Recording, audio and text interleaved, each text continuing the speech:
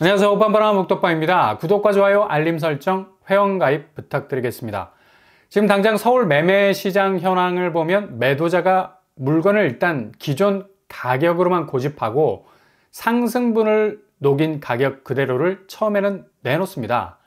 그러다가 시간이 지나면 입질이 요즘에는 잘 오지 않잖아요. 그래서 급매로 변경해서 내놓고 최후로는 초급매로 내놓는다는 거죠. 최후 단판으로 간다는 건데 헬리오시티만 보더라도 19억 8천에 거래가 됐죠. 근데 실제 호가는 이보다 훨씬 높게 형성이 되어 있습니다. 네이버 부동산을 들어가 보면 21억에서 20억까지 호가가 형성이 되어 있습니다. 이게 초반에 나온 매물들인데 시간이 지나면서 물어가는 사람이 없어지게 되면 단가를 저층부터 훅 내리게 되죠. 또 조심해야 하는 것이 실제 초급매로 던지는 매물일 수도 있지만 공인중개사가 고객을 유인하기 위한 허위 매물로 올려놓는 것, 그리고 아예 처음부터 초급매로 던지고 팔았던 매물들, 그러니까 과거의 매물들이죠. 그대로 삭제하지 않고 올려놓는 경우가 허다하다는 얘기입니다. 그래서 부동산에 문을 열고 실제로 들어가 보면 허탈한 대답만 돌아올 뿐이죠. 아유, 어제 팔렸는데요. 아주 이상한 말을 듣게 됩니다. 그래서 네이버 부동산 보실 때는 약간은 걸러서 필터링할 필요가 있다는 얘기죠. 실제 상승분을 전혀 반납할 생각이 없는 초기 매물, 그리고 집주인 마음이 흔들려서 가격 단가를 낮춰서 내놓는, 빨리 현금화가 필요하니까 급매 형태로 바뀌는 매물, 최후에는 초급매로 내놓는 경우, 이건 그냥 눈썹이 휘날리게 팔려 나가겠죠. 아니면 아예 초반부터 초급매로 던지고 나가는 매물이 있는데 그냥 네이버 부동산만 보고 가격 추이를 파악하는 건 한계가 있다. 그래서 허위 매물 조심하셔야 되고요. 일단 부동산 문을 열고 들어가서 부딪혀봐야 답이 나올 수 있다는 사실입니다. 이렇게 지금 호가 백그라운드 완전히 분위기 세해지고 있습니다. 그만큼 집을 현금화 시키는데 어려움이 많다는 것, 그리고 빨리 현금화 시키기 위한 목적, 바로 부채 문제죠. 갈수록 장기화되고 있는 고금리 때문에 지금 가계부채는 사각지대도 나오고 있는 상황입니다. 지표에서 파악이 제대로 되지 않아서 등재가 되지 않은 부채 비율 무려 19% 가까이 된다고 하죠. 한국 국내 전체 가계빚은 1876조 수준인데 여기서 대략 19% 정도의 부채가 통계로 잡히지 않는다는 건 상당 부분 리스크를 불러올 수 있는 여지가 있겠습니다. 불이 났는데 어디서 발화지점을 찾을 수 있는지가 파악이 안 되니까 아무리 소방호수 물을 뿌려대도 엉뚱한 데서 불길을 잡을 수 있는 위험이 있다는 얘기죠. 특히 국내 자영업자, 영세업자들의 부채 규모가 제대로 파악이 안 되는 상황이라 볼 수 있고요. 국제결제은행 비스 데이터에 의하면 자영업자 중에 특히 영세업자들의 부채 자금 규모가 355조 원 정도 추산이 된다고 합니다. 그러니까 숨어있는 부채 비율을 끝까지 추적해서 이걸 통계상으로 띄워야 제대로 된 부채 관리가 될 수가 있는데 이게 제대로 공식적으로 드러나지 않게 된다면 빙산의 일각이라는 말처럼 가계부채는 그야말로 드러나지 않는 엄청난 부실의 화약고가 될 수밖에 없다는 얘기죠. 이게 지금 공식적으로 공지되고 있는 가계부채도 기하급수적으로 느는 상황에선 이렇게 사각지대 부채 문제, 거의 300조에 가까운 규모는 정말 무시할 수 없는 엄청난 후폭풍을 가져올 수 있는 부채 규모가 될 수 있다는 얘기입니다. 1월에만 거의 8천억에 가까운 가계대출이 증가를 했다고 말하고 있지 않습니까? 이런 액수 단위가 이제는 너무 친숙하게 들려서 체감되는 돈의 규모가 잘 와닿지 않아서 그렇지 이 정도면 엄청난 증가세라 볼 수 있고요. 거의 한 달 상간에 1조 원에 가까운 돈이 다시 대출로 빠져나간다는 건데 가계대출의 꽃이라 할 수 있는, 꽃이라 부르기에도 너무 치명적인 꽃 아닙니까? 바로 주택담보대출만 해도 4조 1천억 정도로 증가 추세에 있습니다.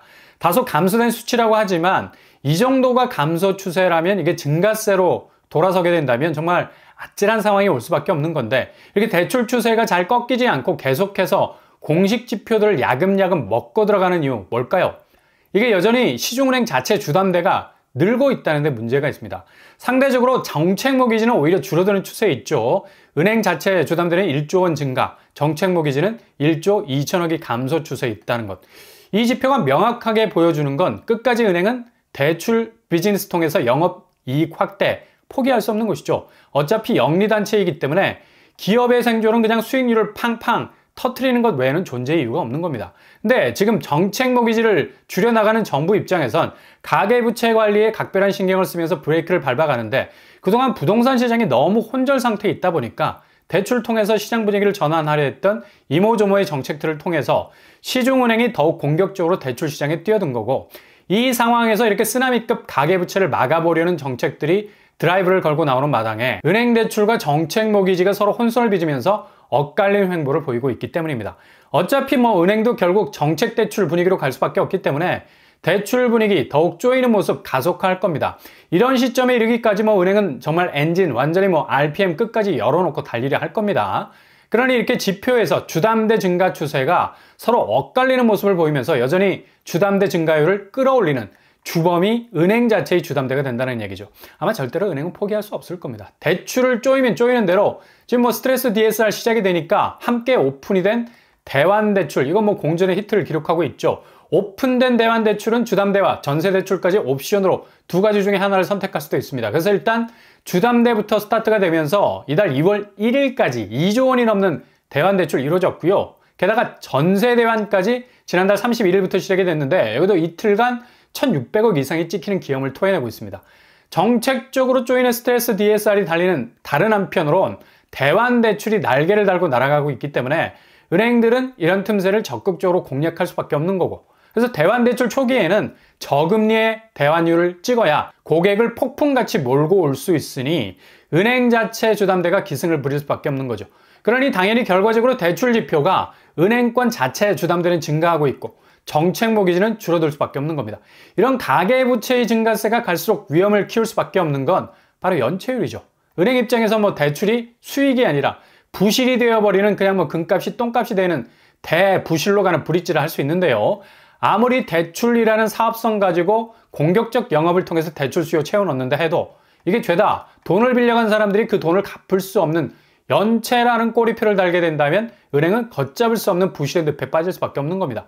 결국 가계부채가 무서운 건 얼마나 많이 빌려갔느냐도 문제이지만 이렇게 천문학적으로 빌려간 돈들이 죄다 그 돈을 갚지 못하는 부실 덩어리가 된다는 게 더욱 큰 리스크라 할 수 있어요.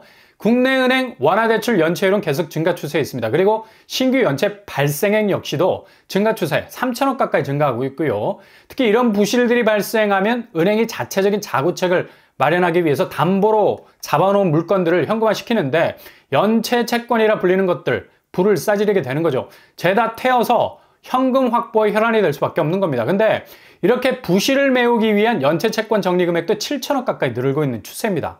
그러니 천문학적으로 늘어나는 가계부채는 결국 연체율로 부메랑이 돼서 돌아오기 때문에 이건 어떻게 손쓸 수 있는 방법이 없는 거죠. 이렇게 대부분의 국민이 엄청난 빚규모를 떠안으면서 연체하지 않기 위해서 아둥바둥 간신히 생활고를 면할 정도로 그냥 숨만 쉬고 살 정도의 삶이라는 질 자체가 훅 떨어져 버리게 되면 당연히 자국의 경제, 특히 내수 경제는 박살이 날 수밖에 없는 거고요. 일단 수입의 제일 우선순위는 은행빚, 그러니까 그달 들어오는 원금 이자를 갚아야 하는 상황이 발생하기 때문에 제일 먼저 떼어둘 수밖에 없는 거고, 그렇게 뚝뚝 떨어져 나간 수입의 나머지를 지출할 수밖에 없는 거죠. 그러면 당연히 소비가 이전보다 확 줄어드는 겁니다. 이러니 내수가 제대로 돌아가겠습니까? 민간 소비 당연히 줄 수밖에 없고요. 일단 지갑이 얇아질 수밖에 없는데 들어오는 거 빤하고 나가는 거 어마무시하게 되면 개인 스스로가 엄청난 위기감을 느낄 수밖에 없는 겁니다. 삶의 동선이 완전히 제한적으로 바뀌게 되고 어떤 다양한 선택지를 두기에는 너무나 버거운 상태로 흘러가게 될 수밖에 없는 거죠.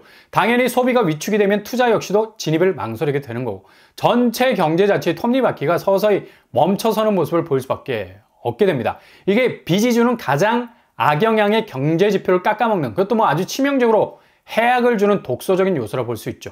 그러니 한국 경제 성장률, 경제라는 게 죽순처럼 어느 순간에 확 커버리는, 치고 나가는 탄력성이 곧 잠재성이라 할 수 있는데요.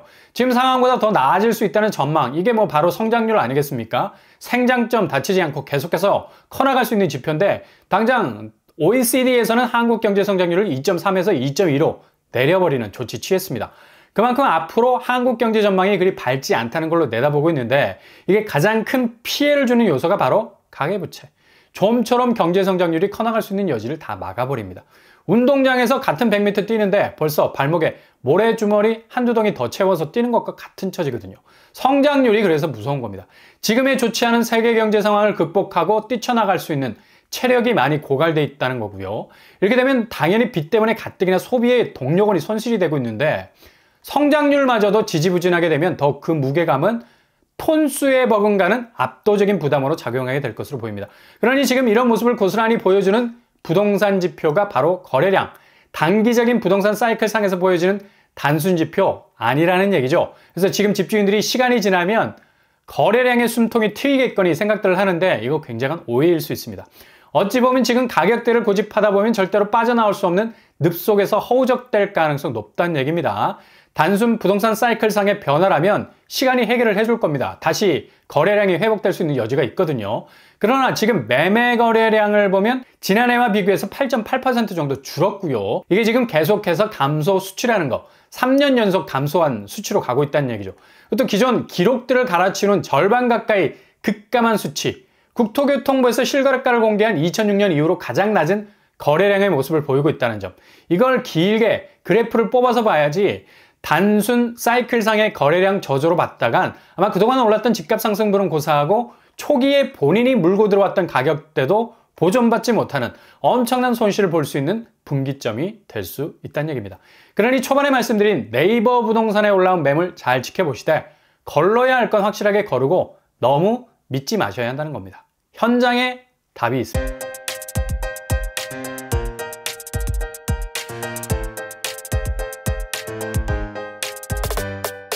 오늘 부동산 캐릭터처 지금 호가 버티기 완전히 무너지기 일보 직전입니다. 현장은 이미 초기 물건, 급매, 초급매, 초초초급매로 변하고 있고요. 네이버 부동산 호가 너무 믿지 마시고요. 현장에 답이 있습니다. 부채 문제가 갈수록 압박을 가할 수밖에 없는 상황에선 기다리는 것이 가장 큰 무기입니다. 오늘도 응원합니다. 여러분의 길이 꽃길만 되실 수 있길 바랍니다.